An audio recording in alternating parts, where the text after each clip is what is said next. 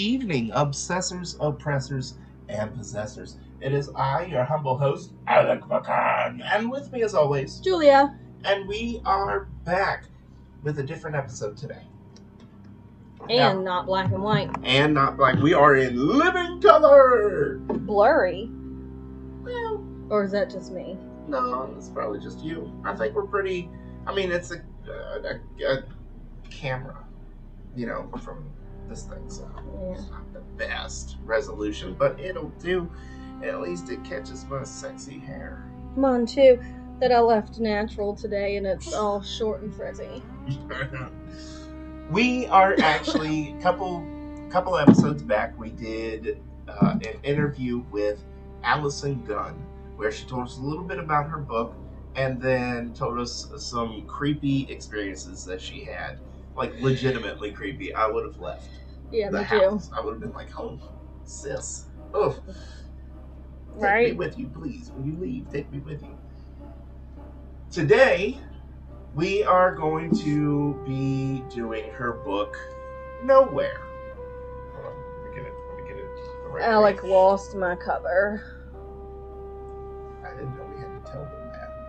I didn't lose it. It was important to me. It was important to me to read the book. Anyway, we have the book. Yeah. You can't see that? What is wrong with this lighting? Oh, no, it says Nowhere. You can't read it anywhere. There we go. Oh, we're so close. Nowhere. Maybe if we there we go. We really need to work on this. We don't have quality control over here. It is Nowhere. There we go. Woo! By Allison Gunn. We're going to review it, and then we're going to tell, in honor of this book, we are going to tell a mixture of first-hand accounts of mimics and black-eyed children that I have curated this time. I did the compilation. Julia looked up changelings because we were going to do changelings, and their history made her very angry, so we decided not to do that. It did. You gotta come in the frame here a bit, baby. I'm so hot, and your arm hairs keep tickling me. So I had to move away far enough that you can't touch me. We're not really there, man. Alright, so because this whole thing started with Julia wanting to go see Allison Gunn talk about this book, even though she hadn't read it, you take away and tell us what you thought about the book first. Obviously, I loved it. I actually found it because I am obsessed with all things Appalachia. And a friend sent me a video because we send little videos of book recommendations back and forth all the time. And she was like, this book would be right up your alley. And I was like, ooh, that would. And then I messaged Wordplay and was like, hey, do you have this book? And they had it. And then they were like, and actually, she's going to be here. And I was like, ooh, okay. So that's what started my need to read this book. And I did enjoy it. Well, tell us about it. I'm so bad at telling about books without giving everything away. Just tell us how you felt about the characters. You can say the characters' names. Don't give away any plot points, like what is specifically happening. But you can give away intriguing things, like what happens after the husband is duped into letting his daughter fluff off. Man, I wonder if they can hear that on the that would be recording. Interesting. So just take it. I did not like Rachel. You better apologize to Allison. Why? Because he's rude. Well, you're supposed to not like certain characters. Okay. I did really like Finn. regardless, he was a nice man.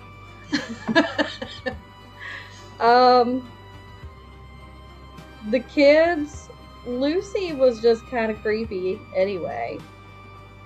Just in general. Yeah, just how she was like, "Oh, let it in." Lucy is the youngest daughter. Yeah, but she did kind of like weird me out just because she seemed to know more than what she should. But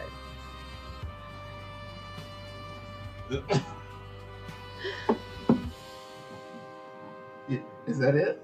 That's all I'm thinking. Oh, okay. Well, you talk some, and then I'll think of more. All right. So, when I started the book, I didn't immediately dislike Rachel. I will say, I've already told Allison that I don't feel like you meet Rachel until the very end. Yeah.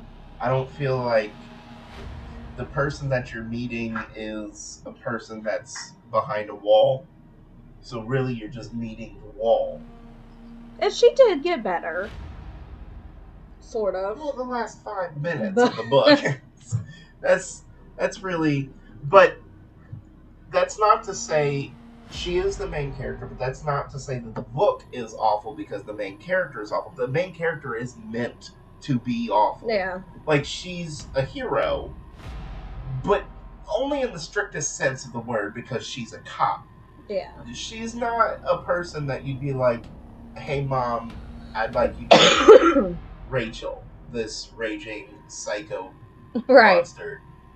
I love her dearly. That's not how you're supposed to be like, ugh, this character is just gritty and gross. She's just grimy. And I've read a lot of books that I love that the main characters, I'm like, ugh, this person is awful. Yeah. I cannot stand this person.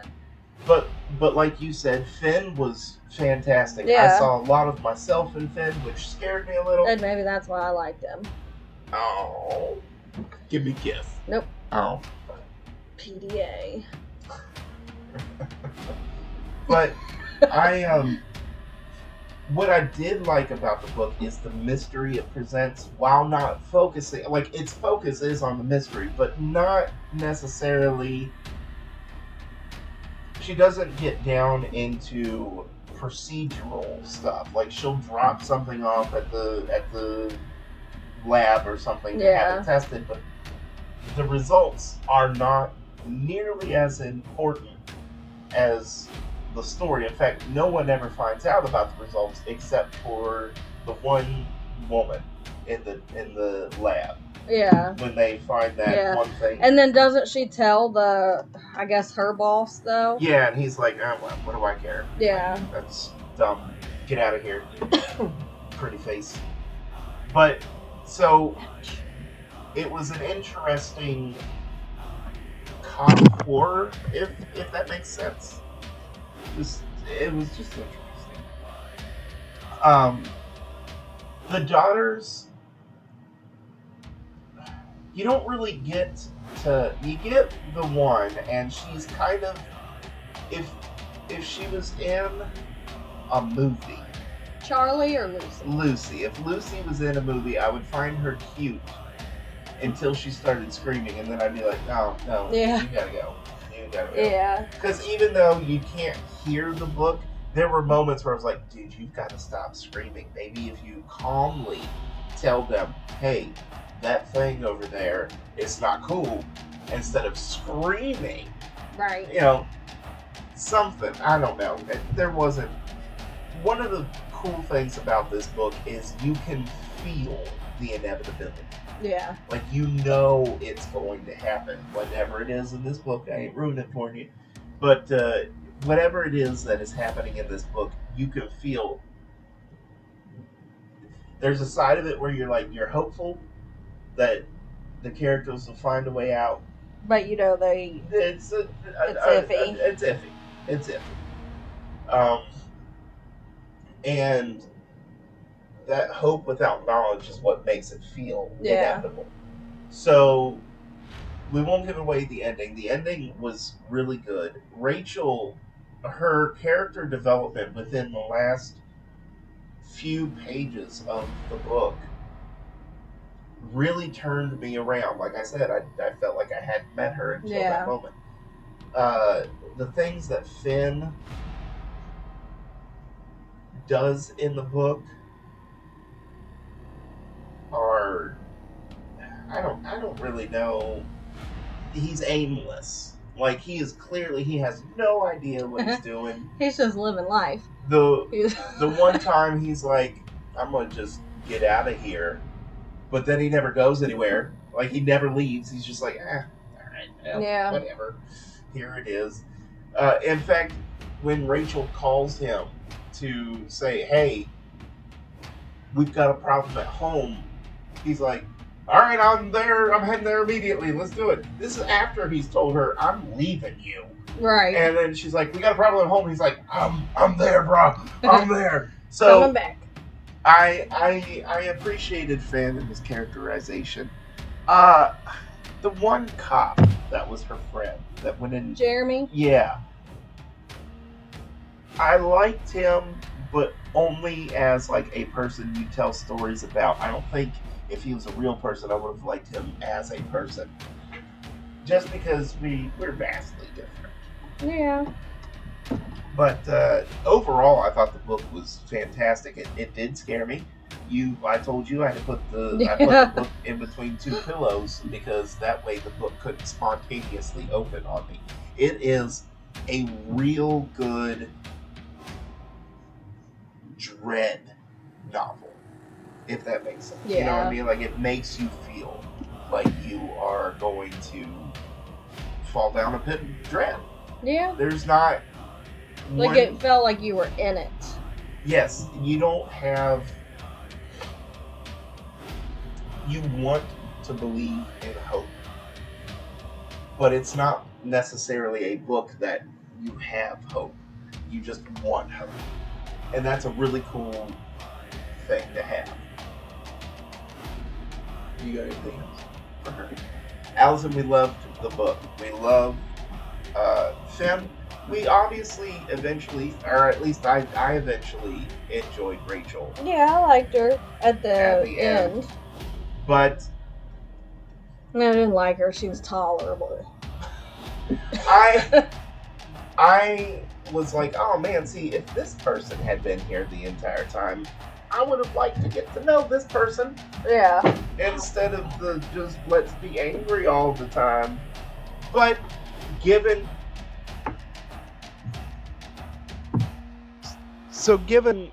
enough time, probably would have, I don't know, had a better feeling for these characters, or really just about Rachel.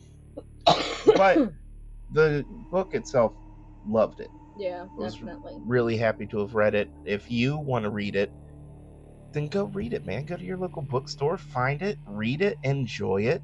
Allison has she has Instagram. I don't want to say several, but she has Instagram, which has updates. She has a new book getting ready to come out next year.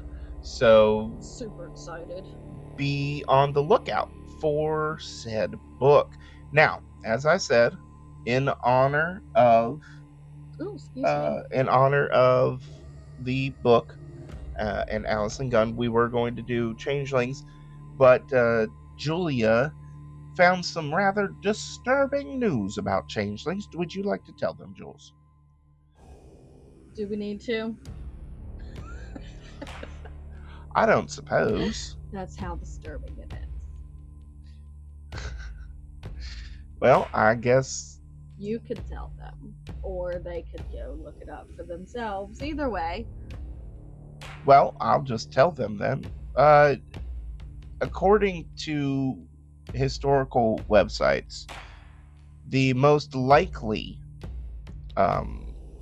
source of changeling stories probably comes from people trying to return special needs babies to the fairies when they realized that their baby was special, yes.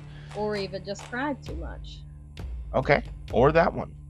But Julia, when she found that out, was like, I don't want to do that. So no changelings this time. We are doing mimics and black-eyed kids. because they're close enough. They are quite close. Especially given you really got to read the book. It's really good. But our first story comes from Charlie Baumhauser. I was going to do a German accent. I can't do a German accent, so. The hell? We used to live in a battered women's and children's shelter when I was little because my father was looking for us. That's a terrifying thought. I wrote that one. Yes. Yes, you did. Oh, you just added to this? Yes. Okay. Because you only had one story. Okay, my ADHD has been unmedicated and quite horrible lately. I have lots of stories. It's just one. Yeah. Oh, good. So, one night I looked in the mirror and saw a hairy demon looking back at me. I screamed and cried and ran to get my mom, who assured me there was nothing there. That night, a kind-looking man that I can only think was a ghost appeared at the end of my bed and stayed there all night. He ended up staying every night for 4 months. He never talked. He didn't move. He just stood there like he was standing guard. Then one night he woke me up from my sleep and said, "He's coming. Get out now." So we packed the car and left for a hotel for the night. The next morning we went back to find that someone had broken in and gone room to room looking for someone. I never saw him again after that. Okay, that didn't have anything to do with mimics. Yeah. Or black-eyed children. So we just have one random ghost story. Well, that's why I wasn't sure why you left it. Oh, well, because I asked, is this your mimic thing? And you said yes. So, No. Oh, well. You asked me about the one that was up that said changeling. Oh, well. And I said yes. So that one. Sorry. Our next story. Anywho. Our next story comes from Dining 999. Brooklyn 99! I grew up a latchkey kid. Parents not home until after 5 and so on. One day after school, about 10 years old, those were the days, man. 10-year-old come home, your parents are home. Guess what? I'm eating all the cheese puffs and playing all the video games. I never had those. What, cheese puffs? Yes. Or days where your parents weren't home? That one. Oh. I was not a latchkey kid whatsoever. Some of my best days were when my mom wasn't home, which meant I didn't have to do my homework for a couple of hours. And then when she'd come, I'd be like, "Oh, I'm just struggling so hard with this one right here." She got me a track phone that had Centipede on it, or whatever that worm game is where you don't want to touch the sides, where you keep getting longer and longer as you go. But it was like the Slither.io game, but it was the original. Yeah, it was like track phone, like original track phone. No colors on them screens, black and clear, I guess. Was it white? It wasn't exactly white. Black and clear. Black and clear. Just like black and yellow, black and yellow, black and clear, black and clear. Anywho, I was sitting at the dining room table doing homework when I hear a very firm knock on the door. Like the kind that cops do. Immediately, no. Our elderly neighbor knocked like this when he would come for whatever reason, so I got up to answer. I was very learned, and trusted by my father to have access and use my shotgun if ever necessary for self-defense. At 10? At 10? By yourself. What the balls? Where is he? Russia? They don't let their people have guns, what am I saying? Right. Oh my goodness. No, this is the most American household in the world. It's like, all right, now, son, you ever hear anybody knocking and they say FBI, Open the door with the gutted. you get this boomstick and you make sure they leave.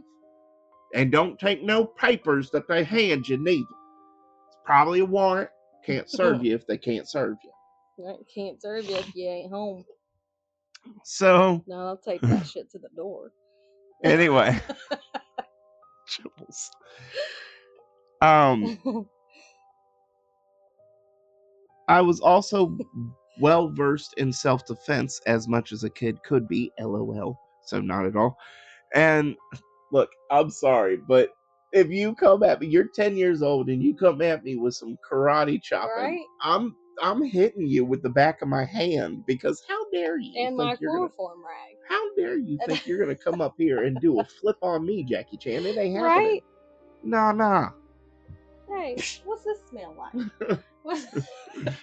Hey, is that piece of candy over there? What's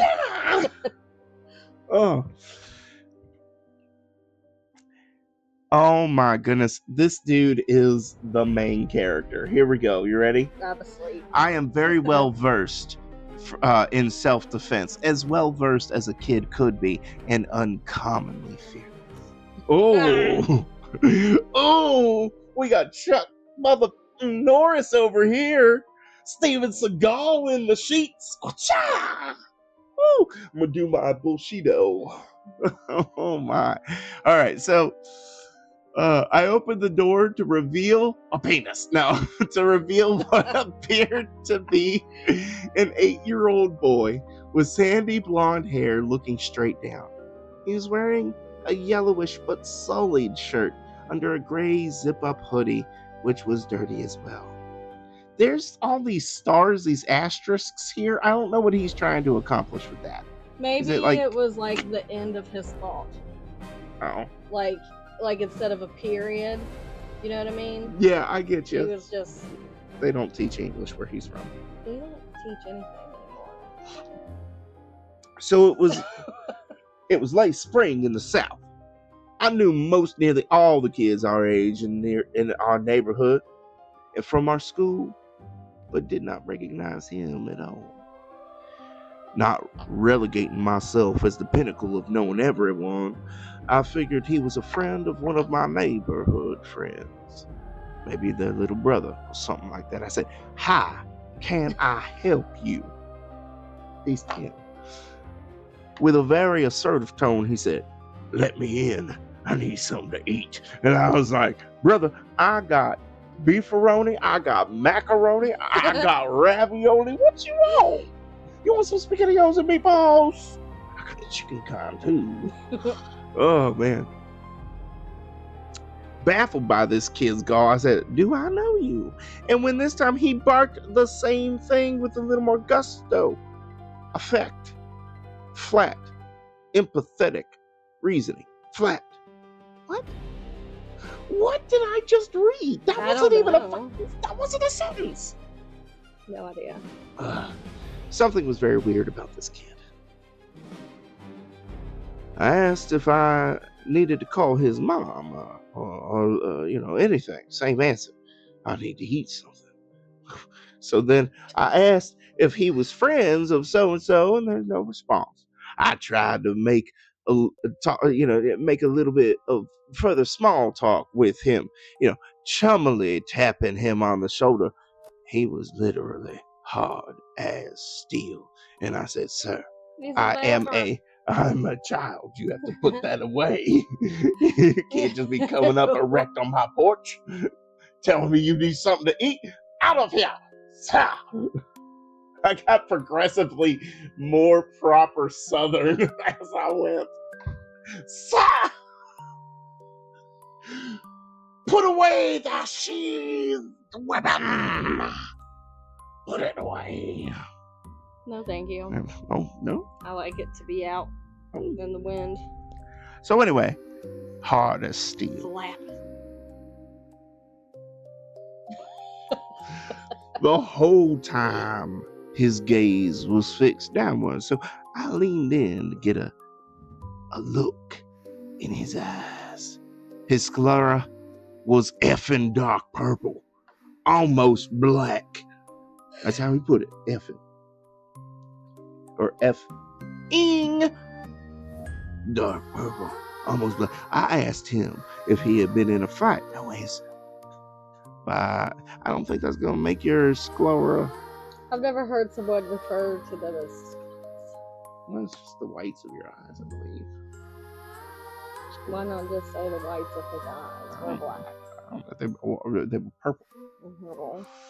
Pinky. I could be wrong. This dude's probably right. I asked him if he'd been in a fight. No answer. By this time, my alert senses were up and running. My spider senses. I am Spider-Man. I started over to get. Wait, what? What am I? Oh, thinking, maybe thinking domestic abuse by his seemingly sullen and brash attitude. I started over to get some crackers, and on the way, an alarm went off in my head. And I thought, why is not his entire orbital area the same color as his eye?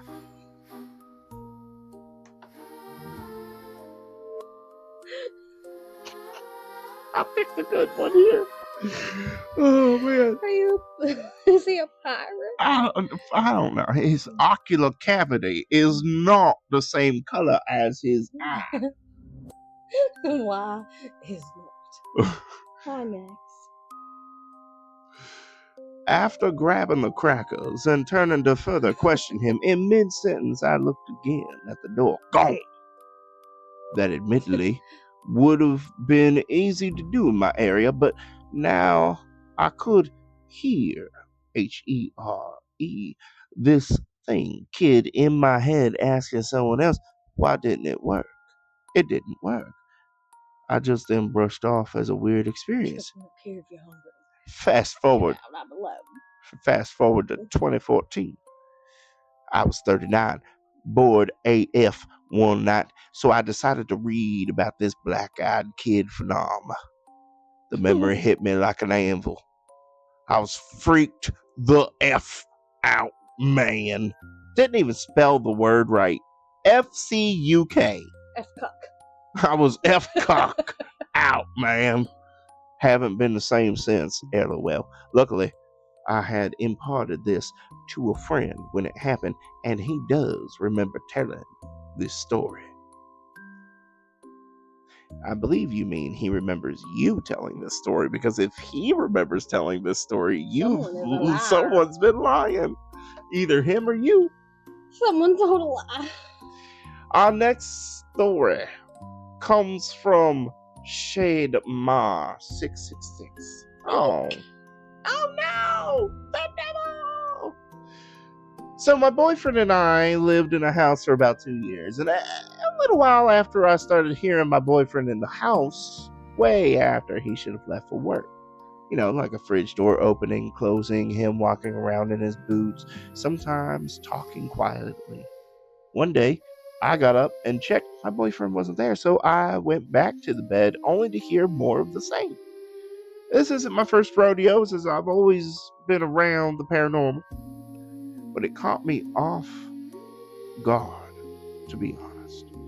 I have never gotten a bad vibe or feeling around this particular spirit. It's never been violent other than knocking a candle off the table, hopefully not when it's lit. A couple of months ago, I was cooking fish for dinner, and it smelled awful, as fish often does. But it's just delicious. To one of us. So we had just bought it, and my boyfriend told me that's how they usually smell. Oh, see, she's not even, like, she's cooking it. She's like, I think this fish is bad. He's like, nah, that's just fish. She's like... She's you. What? She's never had it before. And I'm like, nah, this is what it smells like. So he went to lay down because he got a bad headache, and 30 minutes later, he's like, man, I don't even know how to tell her. That's what she smells like sometimes. 30 minutes later, I hear him shuffling out of the bedroom and ask what the heck the smell was. I turned around to tell him it was the fish, but there wasn't anybody there. The ghost is like, dude, what have you guys done to my house? What have you done? The voice came from right behind me. I told my boyfriend, and he said I was crazy. And then a little empty box was pushed off the counter in front of him. He hasn't questioned me about it since. But I just heard it whistle for my dog the same way the boyfriend does from the Ew. bedroom.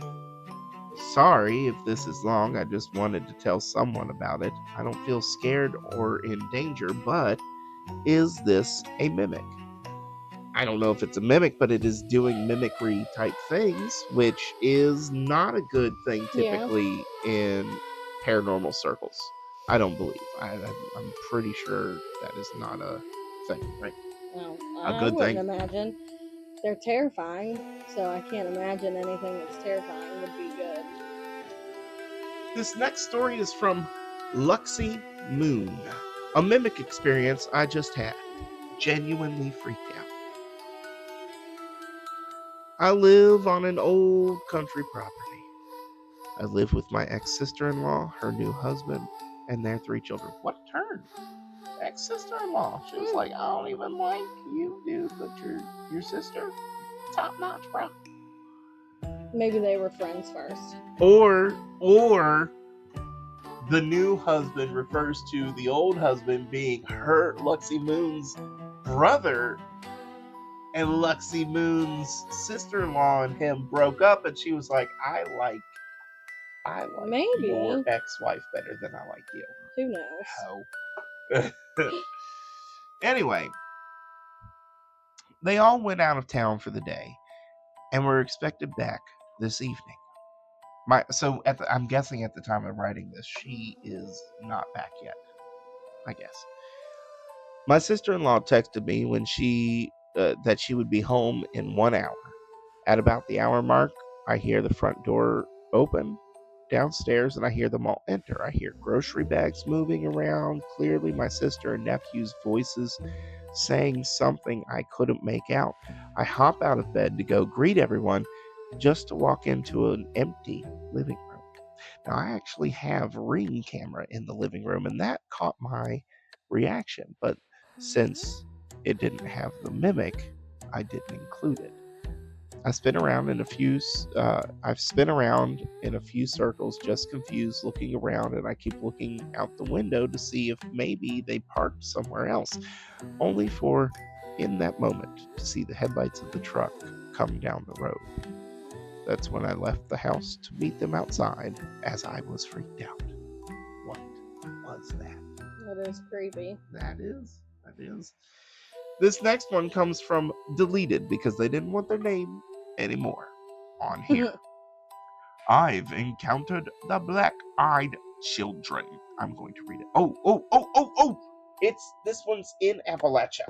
Ooh. This is an Appalachian sighting of a black-eyed child. Yes. Alt account, but longtime lurker of the sub. Oh, okay. Well, that's creepy. An old friend hit me up. I started reminiscing and remembered this. I believe I've encountered black-eyed children over a decade.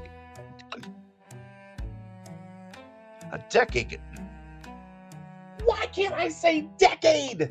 A decade Are you having a stroke? ago, I wish, in rural Appalachia. This has always low-key disturbed me. Keeping in touch to this day, we've never brought it up again. Now, we were at a local state park, sort of place it between 9 p.m. and 1 a.m. You know, the kind of place that you go. I remember we were parked alongside the woods and some picnic tables. It was pretty desolate. We were technically trespassing 17F, 17M all at the time. Now, what we were doing there, you can leave to your imagination, you know what I'm saying? You want to leave to my imagination? On the picnic table. On the picnic tables. People eat there. People put their children there to change their diapers. What are you doing? Anyway, Gross. now, as our curfews were approaching, we were finishing up our time together. We experienced a very ominous feeling. He was in the driver's seat, preparing to start the car and pull off. The car doesn't start. We sort of laugh it off as it wasn't the first time and talk. Suddenly, to the right, the passenger side where I was sitting, we see faint lights coming out the woods. Now, the ominous feeling intensified. Emerging from the woods, there are 4 to 5 children, younger than us, like appearing to be 7 to 11 years old. And I'm not going to claim that they had black eyes. It was dark. I don't remember as much. I don't remember, as I was pretty shook. I didn't read about black-eyed children lore phenomenon until years later, which described everything else that we experienced. All I can say is they were not normal. They didn't belong. The cabins at the park, they weren't occupied. All I can say...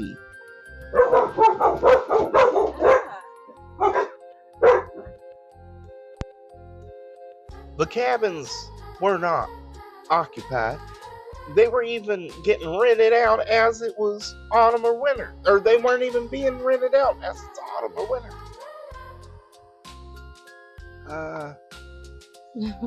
We got sidetracked. Yes, sorry. Oliver came to the door. We were miles from the park's hotel. There were no adults. They were absolutely out of place. And what were the lights? I don't know. I don't even remember you mentioning lights. Where? I know. They didn't mention. Oh. Wait. Unless it was the car lights from the other car. We see faint lights coming out of the woods. I must have missed that part. So they saw faint lights coming out of the woods. They don't understand where the lights are coming from. I am sorry I missed that part. We have a lot going on. Yeah.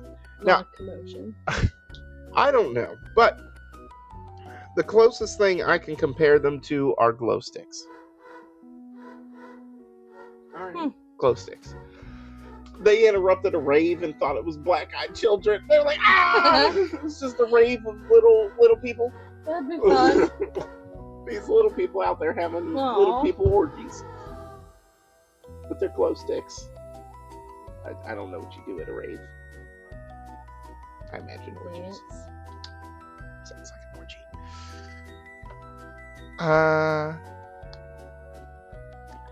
It was as if they had opened a package of those novelty glow sticks that include bracelets, necklaces, wands, the real thin ones, I guess.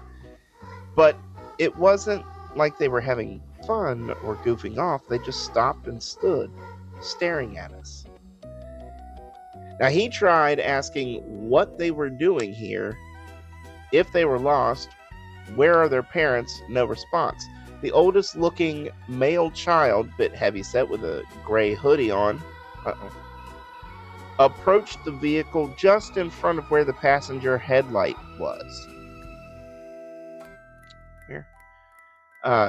My friend started really freaking out at this point. He locked the doors and was like, heck no, we gotta go. Eventually, the car did start. The children don't move, and the kid stays put in front of the car. My friend eventually yells to the kid, I'm gonna run you over. And the boy slowly backs away, raises his arms, and points at us as we are leaving. Nope. I did not look back. And neither should you. Neither should you. That is super creepy. This next one is from Many Forward 7936. I've had a very similar experience. When my son was in his teens, he was dating a girl named Joanne. She had a very distinctive voice and laugh. This is a mimic story. The house we lived in at the time had a stairway in the garage up to the kitchen door and another shorter set of stairs down in the basement. My husband and I were watching a movie in the basement one evening when we heard the kids arrive at the house. We both heard Joanne's laughter and knew the kids were home. We sat there and waited to hear them come through either of the doors, but nothing happened. I went upstairs to check the kitchen door. Nothing. I stayed outside looking for them, thinking that perhaps they were smoking a cigarette out in the yard, scandalous, but again, nothing. We just shrugged it off as one of those odd things. Ba-ba-ba-ba-bam. All right, this next one comes from deleted. I'm not scared of anything. Sure. You gotta do it like Oliver. This was 12 years ago. Another comment I left describes a few more possible extraterrestrial things that I've witnessed. Respect on my name. One area I lived in was very rural country. My uncle and his buddies made wine and moonshine, whining and dining and feeling just fine. And yeah, woo! They had the bee's knees, the skinning of the cat, the flick of the flack. They had it all, you dig? Okay. Mama don't handle no mamma jamma. Now, we heard countless accounts of Bigfoot stealing moonshine. Do you see the sentence I'm reading? Do you see the sentence I'm reading right here? They had reports of Bigfoot stealing moonshine and pot from their spots in the woods. That's not Bigfoot. It's not Bigfoot, it's Randy. It's Randy and Daryl. They're having a good time. Darrell. Oh, man. I ran with the volunteer fire department in this area, and we had seen some weird stuff.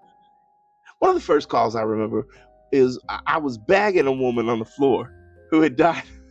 That's not what I thought he meant. I thought he meant he like bagged her at the wall. Like I thought he was meaning he was getting it. And then it's well, look at this. I was bagging a woman on the floor, right? And then you go to who had died. For the fire department. Right. So why? I don't know. These people.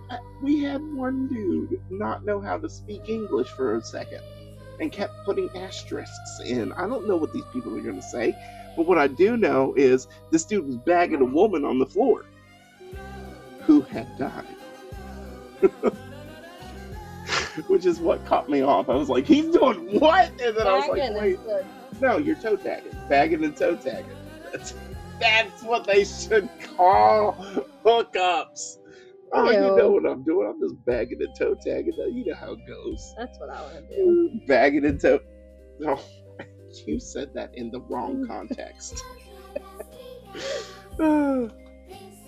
Anyway, this dude was bagging and toe tagging while others were performing CPR.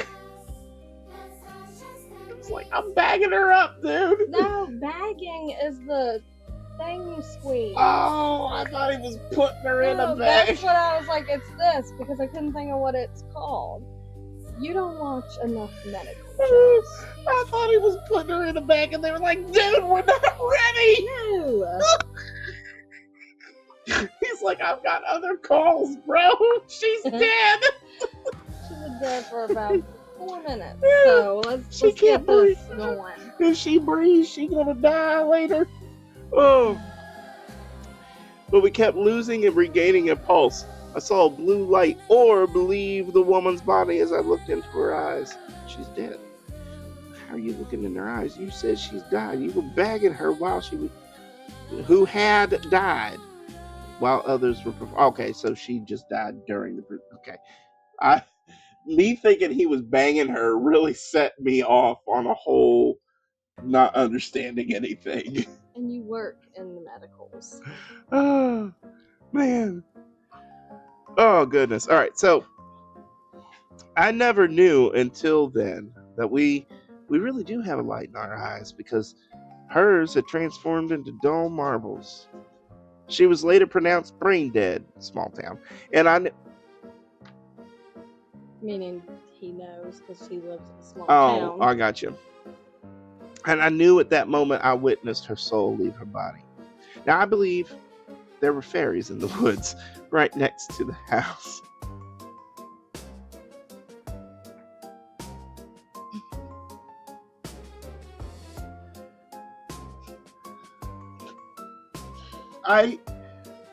I knew this was in, like, either the Mimics or the Black-Eyed Children. It was in one of the two. I'm gonna say it's It was the black-eyed children one because of the extraterrestrial thing that he said. But fairies. Okay. I believe there were fairies in the woods next to the house. Woods were on a steep hill that would look in the river. Everybody knows that's where you find fairies. I was planting a garden. The activity increased, and I even left some trinkets. Goodness gracious, he's back. That's not wrong. That's a bird bite. Yeah, so he can die. So many of us in the same circle as teenagers had bad car accidents, some rolling down hills multiple times. I, personally, was involved in a rollover. All walked away mostly unscathed as our cars got destroyed. I feel like not everything is dark. Is there a story here, bro? You got fairies, you saw lights. You bagged the woman. You bagged a woman at the Walmart, dead on the ground. During my accident, I remember I crawled out and just sat on the guardrail. Out of nowhere, a man on a bike appeared and sat next to me. He didn't speak, he was just there. When help arrived, I was asking where this man was, and no one knew what I was talking about. I remember laying on the stretcher, being wheeled into the ambulance, and seeing like a rectangular rainbow next to the sun. The EMS people told me I was hallucinating. I will say it's nowhere near the Mothman, but in the same general area as historically haunted West Virginia Penitentiary. Not like right beside it, but broadly the same area. This is also the land of many Native American settlements. Currently? Because I don't think so. Oh, yes. Okay, I was going to say, I don't think we have Native American Buried settlements here. Burial grounds. Weird place as it later was, all industrialized, while this architecture has become dilapidated. That's actually supposed to be a T, not a D. The entire area feels eerie, though. I will say I'm pretty neutral. Not a total skeptic, not completely convinced anything is paranormal. These are just some things I've had happen and wonder about. You're not convinced? You said you believe that there are fairies. What does a thing have to be too incredible for you to be like... You also saw an orb leave a dead woman. Yeah, like what has got you on that skeptical fence? Yeah. If you're believing in fairies in the woods, what are you not believing in? What's the stopping point? It's like PETA with those things, you got the lineup of animals and they're like, where do you draw the line? And someone draws it at the horse. What's our horse for him? What's the horse for him? I won't do this. Those PETA people. Oh my goodness. Okay, so not only did he, I believe the original poster said it was deleted. Yes, the original post has his name deleted, right? Mm-hmm. You want to go ahead and take a look at the bottom of this? Because he deleted his name and yet signed this story like it's a letter. Oh wait, no, I'm sorry. Eclipsed Griffey is the next story. I was like, what did you do? Yeah, okay, so that's the group. Okay. I'm sorry, ladies and gentlemen, I was about to make fun of this fool. Yeah, we can make fun of you. Yep. Ha ha ha ha ha. Alright. Ooh, the Funky Sloth is playing Starfield. Thank you, computer. So this next story comes from Eclipsed Griffey. Son saw a mimic. So my 6-year-old son saw a mimic yesterday. Me and my wife were downstairs entertaining our other kids when my eldest son came quite quickly down the stairs and was rather freaked out. With a little prying, he just tells us he saw me upstairs in our room, which is opposite of his, slowly backing away into the darkness with white glowing eyes, smiling. My dad is Spawn and Venom. I'm getting out of this house. Creepy. Why are you smiling at me? Off the stool. Why are your eyes completely white, and why are you smiling at me? And why did you suddenly get swallowed up by the shadow, Dad? why are your glowing eyes not glowing right now? And this is all he does. I would love, like, you know how people do the scary, smiles? Ew, yeah. Yeah. I would love for someone to just do a manic smile, like it's a scary movie, but instead of it's That would be fun. like you'd be like, this isn't a supernatural thing. You're just Right? insane, right? Like that's what did you just save a bunch of money on your car insurance? What's happening Yes, here? I Why are did. you so excited to see With me? that guy. The gecko? No, Oh, the dude that's like, that's always. I'm your angry neighbor who just Yeah. decided. Yeah. I do like this. And he's commercials. always beat up and. Those started. So those commercials started with the naked mud flap where the old woman, and then it switched to him specifically, just him by himself. What company is that for? Allstate, I believe. That's right. I think it's Allstate. Maybe. I don't know. Although He's Allstate's funny. also, are you in good hands? With that dude with one of the best voices we've. Are you in good hands? No. State Farm is Jake from State Farm. State Farm, yeah. That's his name. It's like nobody knows who Jake is. He's just Jake from State Farm. And Jake from State Farm originally was white. Remember? Yeah. Because she said she sounds hideous. Well, he's a man. So. Yeah. Ha! Jacob's in his underwear. Is the pool warm? Is that why you're hyped up? No? What's the temperature supposed to be? It's supposed to be 72, 74. And it's not warm. And he's beaten up. Go get yourself some heat. And don't put them wet shorts on your floor. Anyway. So this freaks me out as I do stuff like this with him. You make your eyes glow and smile as you back away into the shadows. Your 6-year-old? What are you trying to turn him into Robin? What is that about? You have to become one with the darkness, my son. That's just weird. Dog, stop fighting! Hey!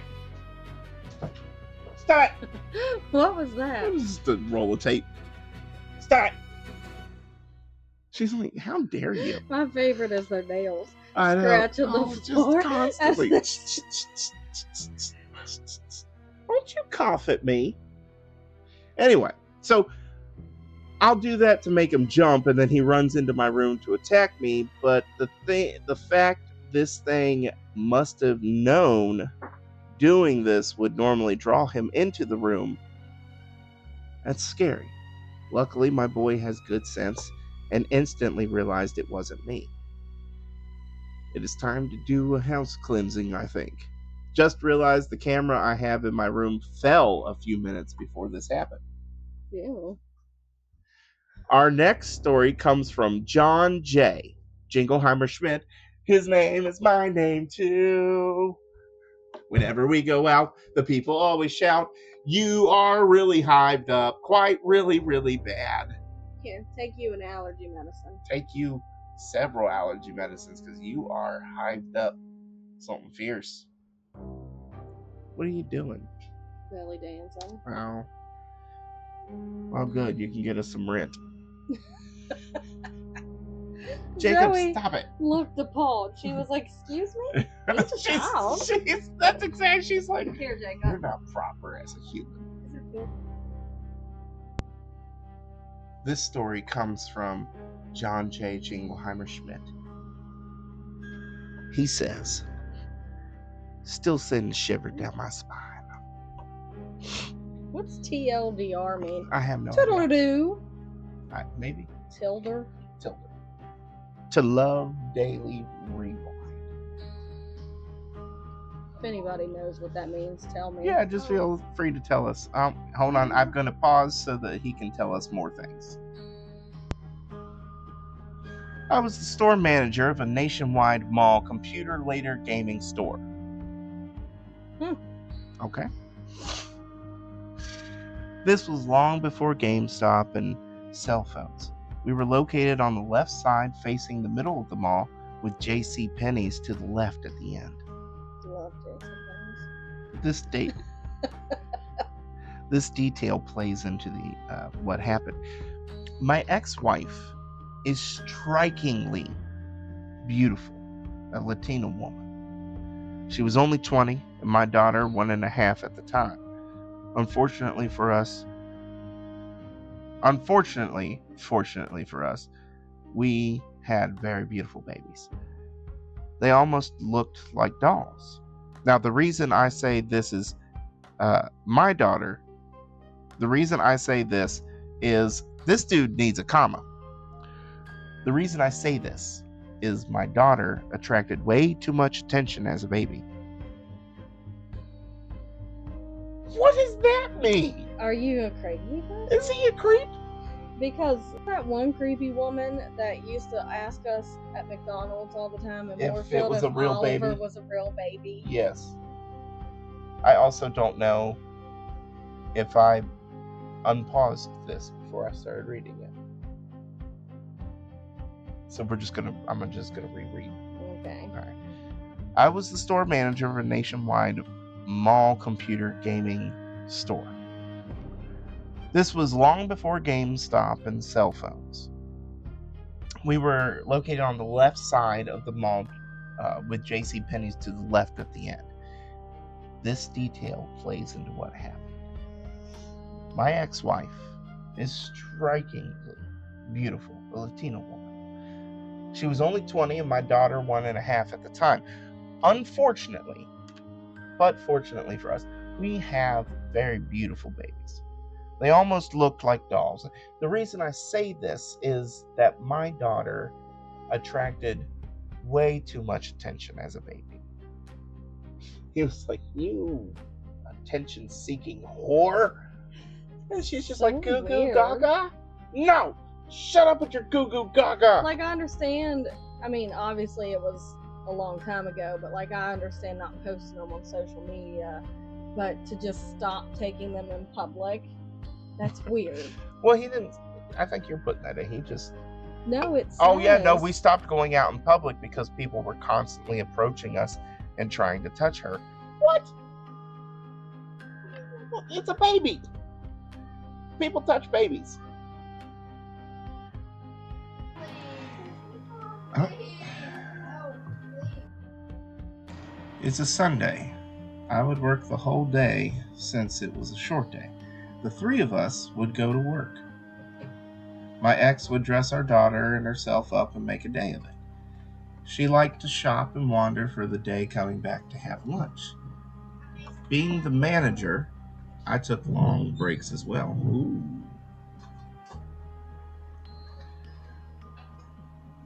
Everything's going fine, like any other Sunday. I go out, give her some money, and my Spider Street senses start going crazy. He actually wrote that. That was not me. That was Spidey. Spidey sense. I'm sorry. Spidey sense. Street sense.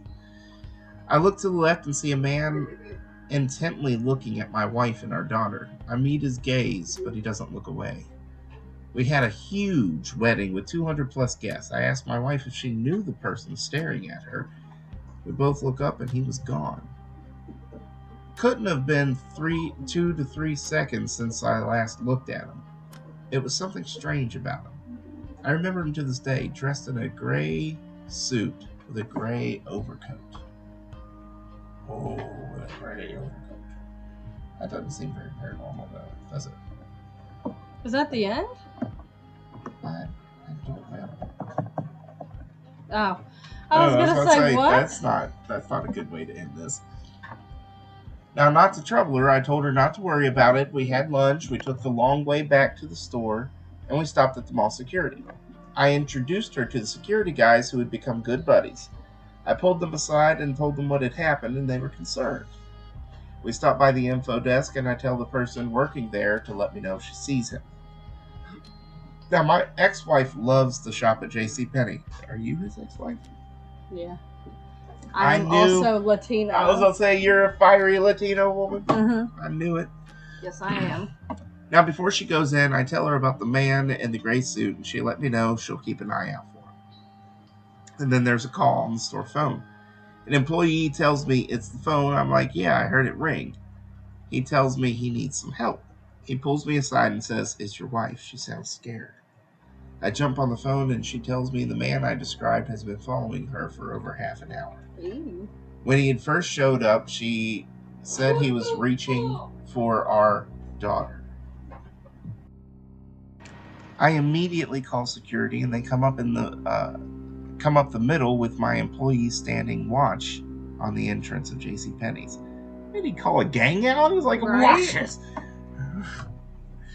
Oh man, lots of emergency exits on the parking garage. Only 2 entrances in the store, front and back.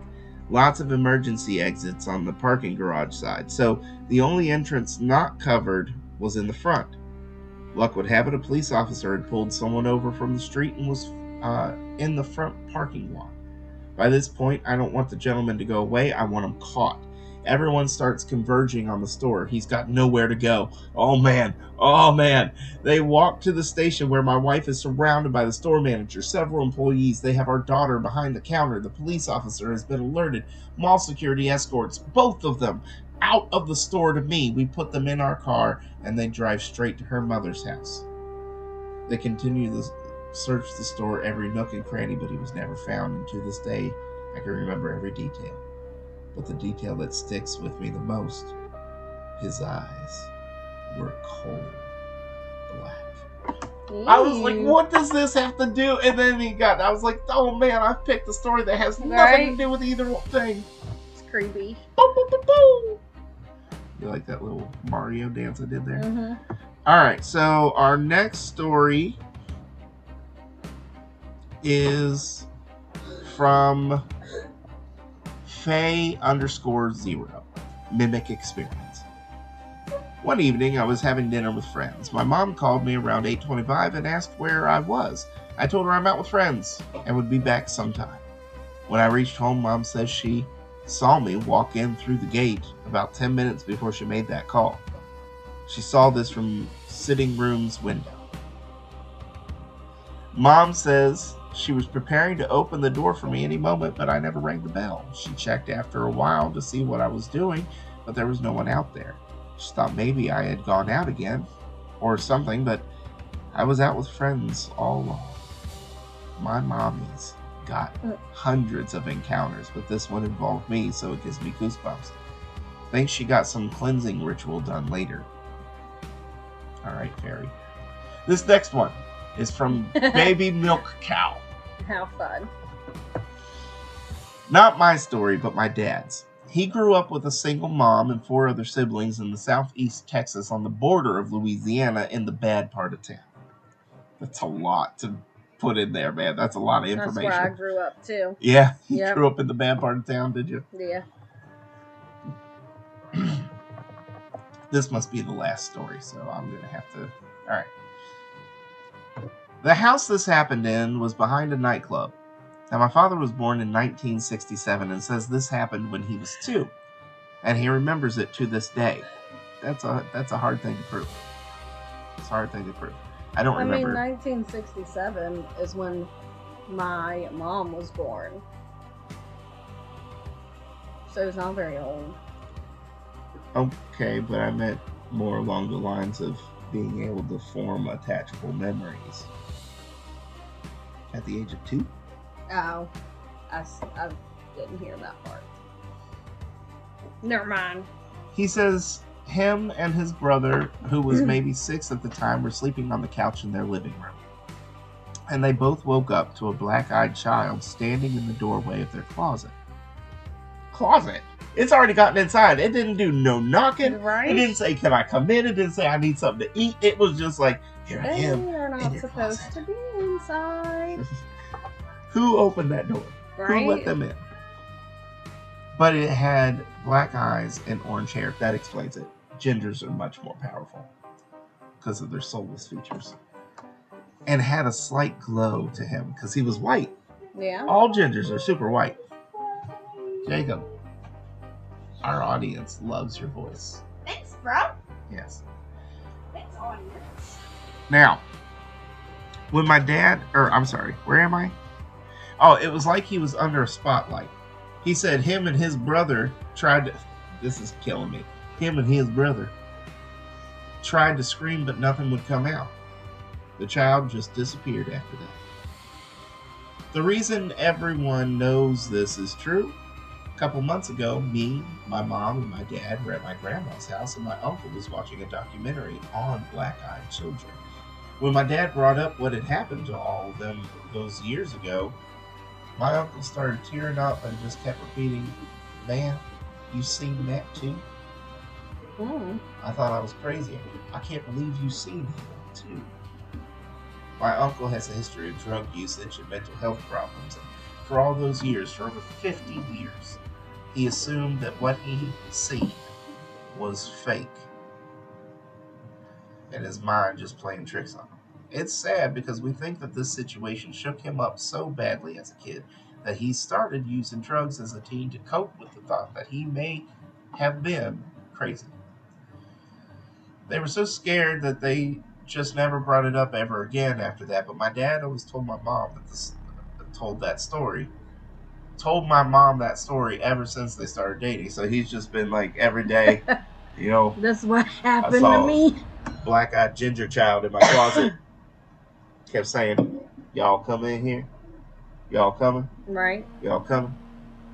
Get up in this closet here." No, thank you.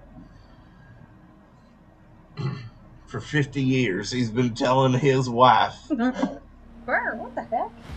That was weird. I had a really bad cold chill. And my grandma, who was sitting there listening to them talk about what happened, just said, "Oh, there was something in that house, Lord. I'm going to try to get her to tell me about her experiences in that house." And that's the end of our episode. I hope it thrilled you a little. I hope it chilled you a little. I hope it gave you a special feeling down in your nerves. Maybe not. Maybe not. Maybe not. Maybe we should remember who wrote this particular story and see if they have more. What? Almost. Baby milk cow, that should be hard to remember. Baby milk I'll cow. never remember. Let me put it in my phone. I'll never remember baby milk cow. I'm going to put it in my notes. It was all a dream. So anyway, while she puts that in her notes, let's go over the episode. 1, get Allison Gunn's book. We've been talking about it this entire time. Get it, okay? It has, if you like Appalachian folklore, if you like the mysteries of Appalachian folklore where you don't necessarily completely understand why it is that we say don't whistle at night, if you hear something you know you didn't, why the woods are a bad idea. She puts all of this in her book. Never gives an answer because that's the Appalachian way. But it serves its purpose because it is meant to be creepy to us anyway, just we have these rules and we don't know why. She does provide a reason for the rules, but you'll have to read the book to find that out. And if you enjoy that book, check out her upcoming work, Hive Mind. And then check out other authors. Alma Katsu's doing really good. You're reading her Fiend, which is really good. And Blaine Daggle, always going to shout him out. Yes. You've got his Crow book, don't you? I have all of his books except one, and I just got Porcelain Lullaby, but I haven't read it yet. Okay. But I do. Which book do you not have? Because you've got the one with the crow on it. I want to. Yeah, that one is actually right up here. If you want to read it, because it's not in my near to-do list. Okay. The one I don't have is the one where they're in the ocean, but I have it on my Kindle. You haven't read that yet? Dude, No. It was so good. I just can't get into it for some reason. It fills me with such anxiety because they're on. It reminds me. We're not here to review Blaine Daggle. He'll never listen to this. But it reminds me. It reminds me of At the Mouth of Madness, which is an H.P. Lovecraft story where the ship runs aground of this ice place and they go inside. The penguins are all screwed up, like they're mutated, and like the things that the fish and the crabs were doing, like they were just something was wrong with them. The penguin, it was very much, it was so cool. I don't know. I might get back into it, but I'm having a hard time with it because I'm scared of water. No, I upset the balance of that. You did, and now his very first book I read in like one day. Oh, it was scary. So good. Yeah, scary. And then the Bayou one was a little hard for me to get through. Yeah, but it was still really good. And then I do have Porcelain Lullaby. And what's the other one? Something to Ashes, I think. Ashes to Ashes. Yeah. But that's our story. Those are our stories. That's our review of Allison Gunn's fantastic book, Nowhere. Where did the children go? They go nowhere. Which is so creepy.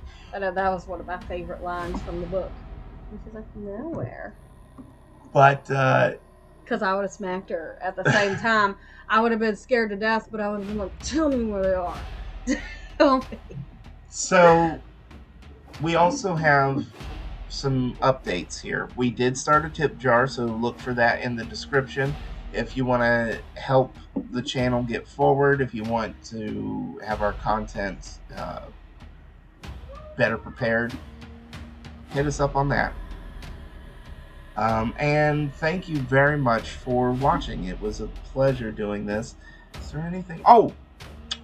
Almost forgot.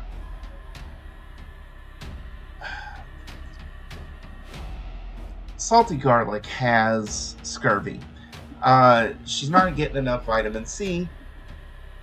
And we all know that, well, the soles of feet do not have vitamin C in them. So I need anyone that is unwilling to curl their feet up, I need you to go ahead and spread some lemon juice or some oranges on the bottoms of your feet so that when she licks, she can get that much needed vitamin C.